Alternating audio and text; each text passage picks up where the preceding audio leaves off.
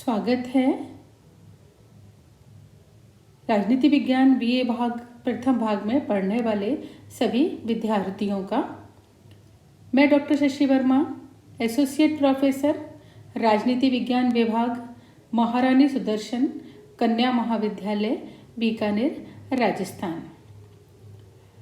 आज इस वीडियो के अंतर्गत मैं बीए भाग प्रथम में पढ़ाए जाने वाले द्वितीय प्रश्न पत्र प्रमुख राजनीतिक विचारक के अंतर्गत राजा राममोहन राय के विचारों के बारे में जानेंगे, उन पर चर्चा करेंगे। राजा राममोहन राय भारतीय समाज के दिशा परिवर्तक थे।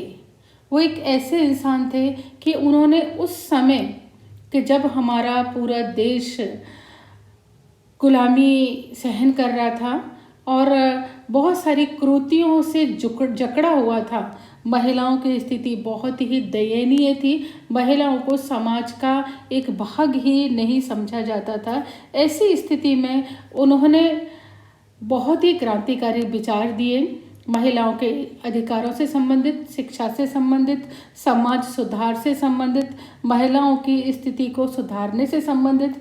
तो उन्हें इस कारण आधुनिक भारत का जन्मदाता कहा जाता है।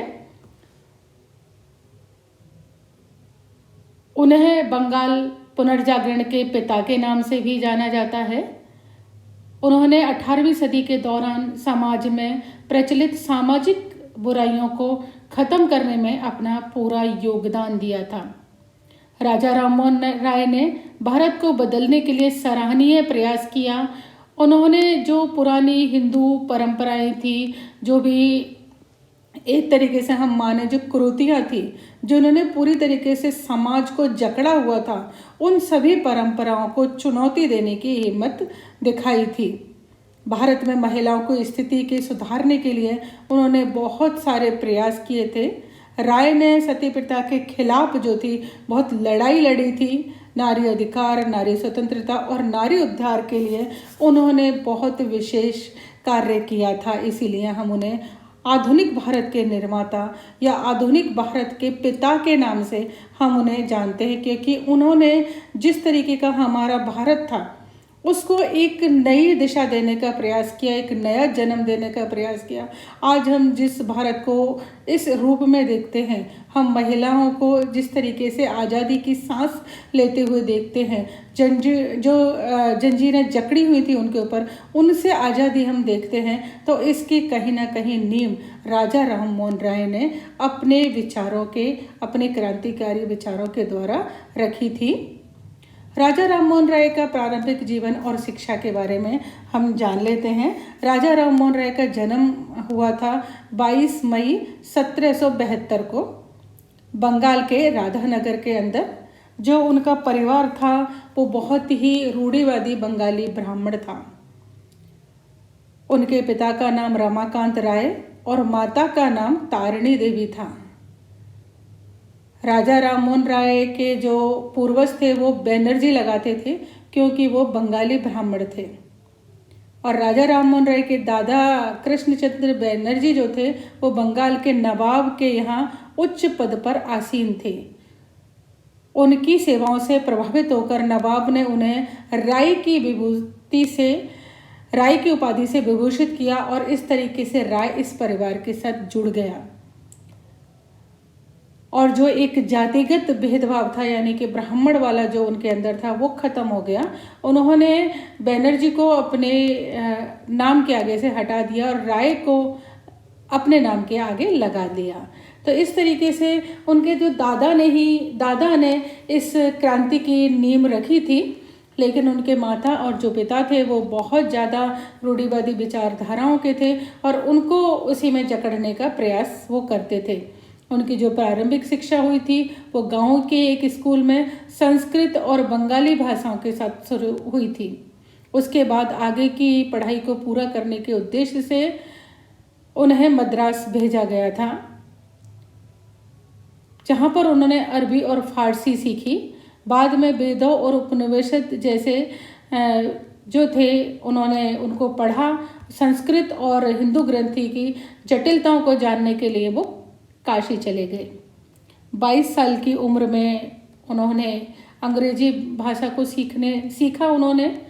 उन्होंने ईसाई धर्म और अन्य धर्मों का भी अध्ययन किया। उसके बाद वो 1804 में ईस्ट इंडिया कंपनी के अधीन रंगपुर में वो एक साधारण लिपिक के रूप में कार्य करने लगे। अपने प्रतिभा के बल पर उन्हें रंगपुर की एक कलेक्ट्री में दीवान पद प्राप्त हुआ, किंतु सेवा में रहना उनका उद्देश्य नहीं था। 1814 में उन्होंने नौकरी छोड़ दी और धार्मिक उत्थान के लिए वो चले गए। 1815 में धर्म और दर्शन के विद्वानों की एक प्रकार उन्होंने विचार गोष्ठी को रखा और आत्मीय सभा की उन्होंने स्थापना करी। उन्होंने 2 प्रमुख पत्र निकाले जिन्हें हम सम्माद गोमती और मिराद उल अखबार के नाम से जानते हैं।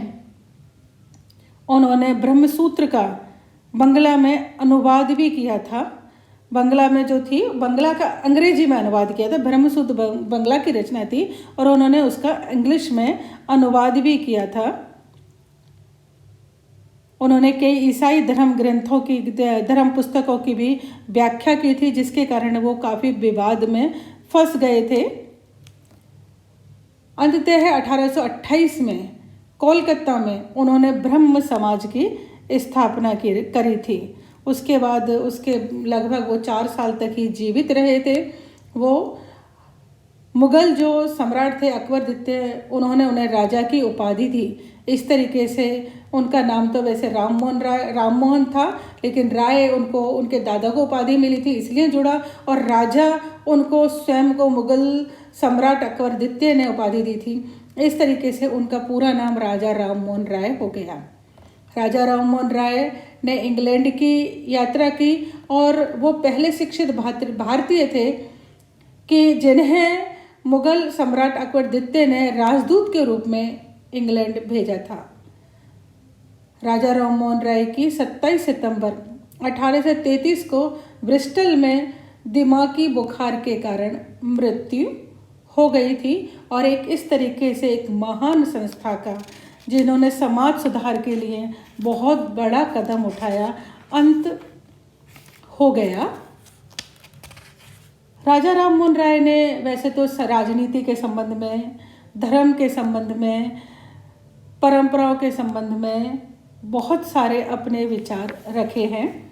शिक्षा के संबंध में भी उन्होंने विचार रखे हैं, लेकिन मेन जो उन्हें माना जाता है, प्रमुख रूप से जो उनके विचारों को माना जाता है, वो समाज संबंधी विचारों को, समाज सुधार संबंधी विचारों को माना जाता है कि उन्होंने समाज को सुधारने के लिए बहुत प्रयास किया था।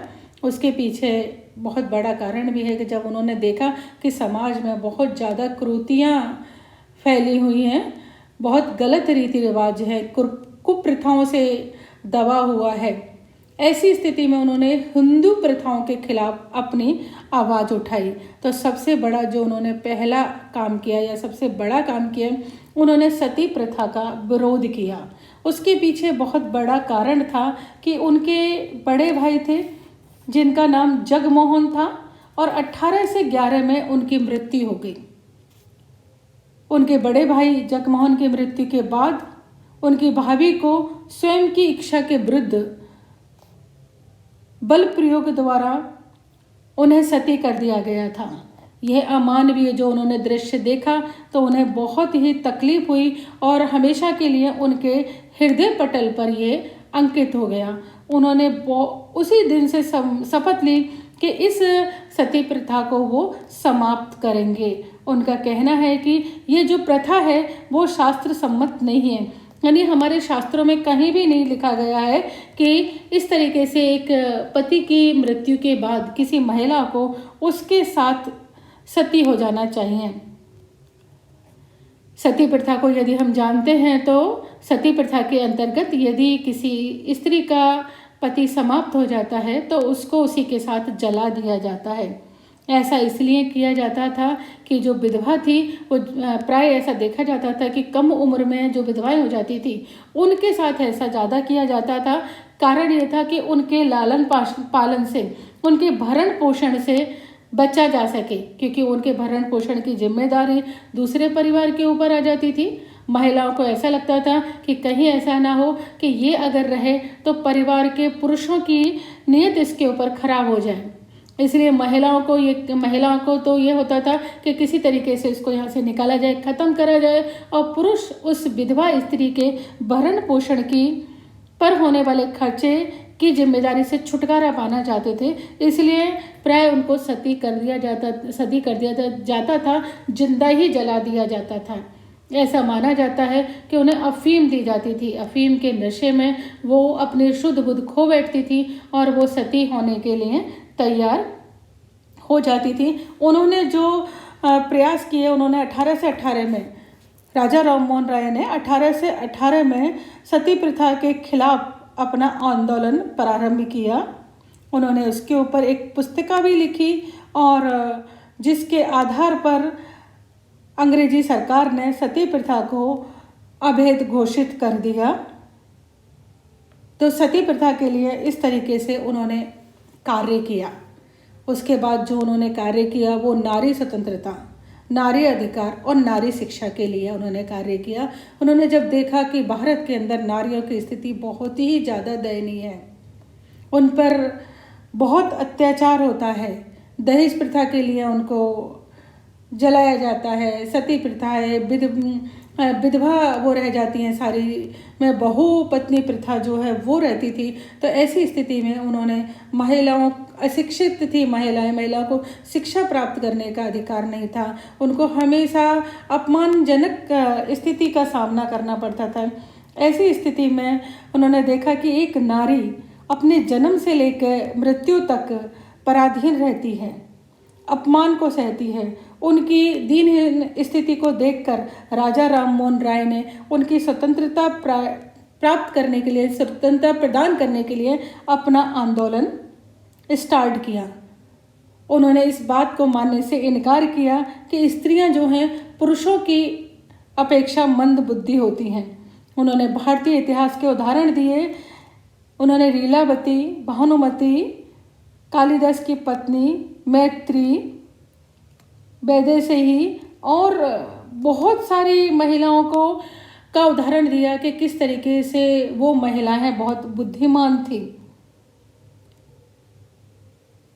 यदि पुरुष और स्त्री दोनों के चरित्र की तुलना की जाए तो आसानी से पता चल जाएगा कि ईमानदार और चरित्रवान महिला ज़्यादा होती हैं बजाय पुरुष के। उनका यही मानना था कि उनका चारित्रिक रूप से भी महिलाएं जो ज़्यादा सशक्त होती हैं बजाय पुरुषों के। राजा राममोहन राय ने के समय में किसी महिला को अपने पति की संपत्ति पर कोई अधिकार नहीं होता था कि यदि पति है उसको छोड़ दे या चला जाए या वो विधवा हो जाए, पति मर जाए, तो उसकी संपत्ति के ऊपर उसका कोई अधिकार नहीं होता था। ऐसी स्थिति में राजा राममोहन राय ने इस जो प्रथा थी उसकी कटु आलोचना करी और 18 से 22 में उन्होंने एक लेख लिखा जिसका शीर्षक था हिंदू उत्तराधिकार विधि पर आधारित स्त्रियों के प्राचीन अधिकारों का आधुनिक अतिक्रमण। उन्होंने कहा कि प्राचीन समय में भी हमारा जो प्राचीन परंपरा है, प्राचीन जो हमारे धर्म कहते हैं, वो कहते हैं कि पति द्वारा छोड़ी हुई संपत्ति में स्त्री को अपने पुत्र के बराबर भाग मिलता है और पुत्री को 1/4 भाग मिलता है। अर्थात उन्होंने कहा कि अपने पति की संपत्ति पर, अपने पिता की संपत्ति पर भी एक महिला का अधिकार होता है। इस तरीके से उन्होंने जो आज हम देख रहे हैं कि आज लड़कियों का अपने पिता की संपत्ति पर अधिकार होता है। पत्नी का तो बहुत टाइम से कानून बन गया है, पत्नी का तो अपने पति की संपत्ति पर पूर्ण अधिकार होता ही होता है, लेकिन आज हम देखते हैं कि महिलाओं का अपने पिता की संपत्ति पर अधिकार होता है। तो उसकी नींव राजा राममोहन राय ने ही डाली थी। वो बहुपत्नी प्रथा के विरुद्ध थे। हमारे जब वो थे राजा राममोहन राय, तब राजा, महाराजा, यहाँ तक कि आम जनता भी के पुरुष जो थे वो एक से ज़्यादा विवाह कर लिया करते थे। और ऐसी स्थिति में दोनों ही जो स्त्रियां या 3-4 जो भी स्त्रियां होती थी वो बहुत दुखी होती थी। एक राजा के बारे में तो सुना है उनकी 365 रानियां थी। तो किस तरीके से उन रानियों के साथ वो न्याय कर पाते होंगे। तो इसके विरुद्ध उन्होंने अपनी आवाज़ उठाई और उन्होंने कहा कि एक हिंदू पुरुष जो है वो मजिस्ट्रेट से लाइसेंस लिए बिना अपनी पहली पत्नी के जीवन काल यानी उसके जिंदा रहते हुए दूसरी शादी नहीं कर सकता है। तो इस तरीके से उन्होंने इस जो कुप्रथा था उसका भी अंत करने का प्रयास किया। उसके बाद उन्होंने ये भी कहा कि जो विधवा हो जाती हैं उनको भी पुनर्विवाह करना चाहिए। जो महिला विधवा हो जाती है उन्हें केवल एक आदमी के चले जाने के बाद के मात्र उसके नाम के ऊपर अपनी सारी सुख सुविधाएं, अपना सारा श्रृंगार त्याग करके नहीं रहना चाहिए, उन्हें पुनर्विवाह कर लेना चाहिए। इस बात के ऊपर उन्होंने बहुत दिया। और जो प्रौढ़ जो विधवाएं हैं उनके लिए भी उन्होंने आह्वान किया कि वो आत्मसम्मान के साथ अपना जीवन जिएं। जो कम उम्र की विधवाएं हैं उन्हें अपनी शादी कर लेनी चाहिए, और जो प्रौढ़ विधवाएं हैं वो शादी नहीं कर पाती हैं क्योंकि बच्चे बड़े हो गए हैं, उन बच्चों को कोई दूसरा पुरुष स्वीकार नहीं करता है, तो उन्हें भी अपना जीवन आत्मसम्मान के साथ जीने का अधिकार देने की बात राजा राम मोहन राय कही थी। राजा राम मोहन राय ने लड़कियों और स्त्रियों और महिलाओं की शिक्षा पर विशेष बल दिया था। उन्होंने कहा भारतीय समाज की ये आवश्यकता है कि उनको शिक्षा प्राप्त होनी चाहिए, तभी उनके जो प्रति है जो समाज में जो स्थिति आज खराब है वो उस स्थिति से तभी उभर पाएंगी कि जब उनके अंदर शिक्षा का संचार होगा। वो शिक्षा प्राप्त कर पाएंगी, अपने पैरों पे अपने आप को खड़ा कर पाएंगी। तो इस तरीके से जो नारी के प्रति सम्मान जो था उनके स्वभाव में हो गया था। वो अपने जीवन काल में स्त्री और पुरुष दोनों को समान स्तर देना चाहते थे। उन्होंने सती प्रथा के सबसे ज़्यादा जो था वो सती प्रथा के विरोध में उन्होंने अपना जो विरोध चलाया था, अपना आंदोलन चलाया था, वो सती प्रथा के विरोध में चलाया था और काफ़ी हद तक वो उसमें सफल भी हुए थे। और भी जो कुप्रथाएं फैली हुई थी जैसे जाति प्रथा और जातिगत संकीर्णता का विरोध, जैसा कि हमें उनके नाम से ही विदित हो चुका है कि उन्होंने राय को ही अपना लिया था। उन्होंने बैनर्जी जाति को, चूँकि वो ब्राह्मण कुल में जन्म लिया था और ब्राह्मण होना अपने आप में गर्व का विषय है, लेकिन उन्होंने उसे समाप्त कर दिया था। राजा राम मोहन राय का कहना था कि भारत के अंदर जो जाति व्यवस्था है, उपजाति व्यवस्था है, वो हिंदुओं की राजनीतिक कमजोरी का परिणाम है, पराधीनता का कारण है, जिससे सामाजिक जीवन में बहुत ज़्यादा संकीर्णता फैलती है। उन्होंने जातिवाद का बहुत ज़्यादा विरोध किया। उनके अनुसार जाति जो है उसका आधार जन्म नहीं वरन कर्म होना चाहिए, कि अर्थात के जन्म के आधार पर ब्राह्मण के यहाँ ब्राह्मण ही जन्म ना ले, क्षत्रिय के यहाँ एक क्षत्रिय का ही जन्म नहीं होता।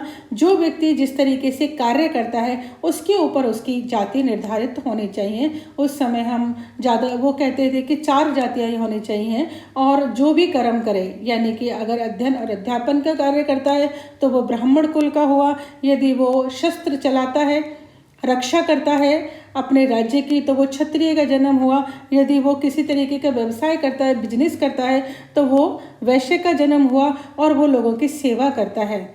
वो पढ़ नहीं पाता, वो ज़्यादा कुछ नहीं कर पाता, सेवा करता है, तो शूद्र हो गया। अर्थात ये है कि एक ब्राह्मण के घर भी क्षत्रिय का जन्म हो सकता है यदि ब्राह्मण का बेटा अस्त्र और शस्त्र को चलाता है, यदि ब्राह्मण का बेटा यदि बिजनेस करता है तो उसके यहाँ वैश्य का भी जन्म हो सकता है। और कहने का तात्पर्य है कि जाति जो है वो जन्म के आधार पर नहीं, कर्म के आधार पर होनी चाहिए। दूसरा उन्होंने कहा कि किसी भी व्यक्ति को जाति के आधार पर श्रेष्ठ या हे नहीं माना जा सकता। उसको श्रेष्ठ और हे उसके गुणों के आधार पर, उसकी मान्यताओं के आधार पर, उसकी उपलब्धियों के आधार पर श्रेष्ठ और हे मानना चाहिए। अर्थात आज जो जातिगत, अभी तो हम देखते हैं कि हमारे समाज में जाति प्रथा को बहुत ज़्यादा ही बढ़ावा दिया जा रहा है, और आरक्षण ने तो जाति प्रथा को कुछ ज़्यादा ही बढ़ावा दे दिया है। और हमारे यहाँ जिस तरीके से चुनाव होते हैं कि हमारे जाति को जाति को प्रमुख मानकर हमारे यहाँ जातिगत भावनाओं को उकसा कर हमारे यहाँ चुनाव होते हैं। तो उन सब इस जातिगत प्रथा पर और जातिगत जो संकीर्णता थी उसको उन्होंने बहुत ज़्यादा उसका विरोध किया था और जाति प्रथा को समाप्त करने के लिए उन्होंने अपना बहुत प्रयास किया था। अंधविश्वास का भी उन्होंने बहुत विरोध किया था। हमारे समाज में आज भी हैं और इन दिनों तो बहुत ज़्यादा अंधविश्वास थे, जैसा कि हम बहुत सारे अंधविश्वासों को जानते हैं, भूत प्रेत को मानना या पूजा पाठ को मानना या ऐसी बहुत सारी चीज़ों को मानना जिससे अंधविश्वास लगती है। उन्होंने उनका हमेशा विरोध किया। उन्होंने नशीली दवाओं के इस्तेमाल के विरुद्ध भी अपना अभियान चलाया था। उनके अनुसार जो भी हमारा युवा वर्ग है वो नशे का आदी होता जा रहा है और उस नशे के उसमें हमारे समाज को बहुत बड़ा जो है वो नुकसान झेलना पड़ रहा है। आज भी हम देखते हैं कि ड्रग्स के हमारे वो जो युवा हैं वो ड्रग्स के आदी हो जाते हैं और अपनी युवावस्था में ही अपने शरीर को पूरी तरीके से समाप्त कर लेते हैं और वो बूढ़े जैसे लगते हैं। तो उन्होंने अंधविश्वास जो हमारे समाज में फैला हुआ है उस सबका विरोध किया। नशीली दवाइयाँ जो युवा वर्ग लेता था, बुजुर्ग वर्ग लेता था, या युवा वर्ग जब लेता है तो बुजुर्ग हो ही नहीं पाता, उसी से पहले ही वो समाप्त हो जाता है, ख़त्म हो जाता है। उनका बहुत विरोध किया। परंपरागत जो हमारे यहाँ थी, जो फैली हुई थी चीज़ें परंपराओं के आधार पर, जो ऐसी परंपराएं थी जो कि मनुष्य के विकास को रोकती थी, महिलाओं के विकास को रोकती थी, हमारे समाज के विकास को रोकती थी, उन सभी परंपराओं का उन्होंने विरोध किया और उन्होंने कहा कि जो परंपराएं हमारे विकास को रोके, हमारे व्यक्तित्व के विकास को रोके, उन सब परंपराओं को समाप्त कर देना चाहिए। तो हम देखते हैं कि जो इस तरीके से राजा राममोहन राय थे, जो हमारे समाज को उन्होंने उस टाइम नींव रखी थी सुधारने की, लेकिन हम देखते हैं कि बहुत लंबा टाइम हो गया है कि जिस तरह जो हमारे समाज में सुधार आने चाहिए वो आज भी बहुत ज़्यादा उनकी ज़रूरत है। आज भी महिलाओं को वो स्थान प्राप्त नहीं है कि जैसा कि राजा राममोहन राय चाहते थे। आज भी हमारे यहाँ जाति को बहुत ज़्यादा प्रधानता दी जाती है, जातिगत को, कि जाति की जो प्रथाएं हैं, जाति की जो जकड़न है उसको आज भी समाप्त नहीं किया गया है। स्त्रियों के अधिकार और स्त्रियों की स्वतंत्रता आज भी पूर्ण सभी महिलाओं की, कुछ महिलाएं निश्चित ही स्वतंत्र हैं, कुछ महिलाएं शिक्षा प्राप्त कर रही हैं, लेकिन वो प्रतिशत बहुत कम है। आज भी हमारी महिलाएं पर्दे में रहती हैं। पुरुषों के जो भी कमा के लाते हैं पुरुष, उनकी दया के ऊपर निर्भर करती हैं। वो उनको अपनी शिक्षा प्राप्त करने की, अपनी आजीविका प्राप्त करने की आज़ादी ही नहीं है। आज भी हमारे समाज में एक बेटी का होना एक तरीके से अपराध माना जाता है कि बेटी पैदा हो गई। आज भी बेटे का पैदा होना हमारे समाज में बहुत अच्छा माना जाता है और बेटी का पैदा होना बहुत खराब माना जाता है। और आज जिस तरीके से हमारे छोटी बच्चियों बड़ी के साथ रेप केस हो रहे हैं, उसमें तो माँ बाप बेटी को पैदा करते ही डर लगता है। उनको लगता है कि किसी तरीके से कोई उसके ऊपर अत्याचार करे, उससे पहले ही अपनी बेटी को भ्रूण हत्या करके मार दिया जाए। और यही कारण है कि हमारे समाज में बहुत ज़्यादा भ्रूण हत्याएं हो रही हैं। उन दिनों तो भ्रूण हत्याएं नहीं होती थी, लेकिन आज हमारे समाज में बहुत ज़्यादा भ्रूण हत्या हो रही है। तो नारी के प्रति जो अत्याचार है वो मात्र कुछ प्रतिशत समाप्त हुआ है, लेकिन वो जो सपना राजा राममोहन राय देखा था वो सपना आज भी पूरा नहीं हुआ है। तो हमारा प्रयास होना चाहिए कि हम उन सपने को पूरा करें और जो महिला और पुरुष के बीच में विभेद है या जातिगत प्रथाएं हैं या हमारे महिलाओं के प्रति जो सम्मान की स्थिति है, उन सबको लाया जाए और राजा राममोहन राय के सपने को पूरा करा जाए, समाज को उस तरीके से विकसित किया जाए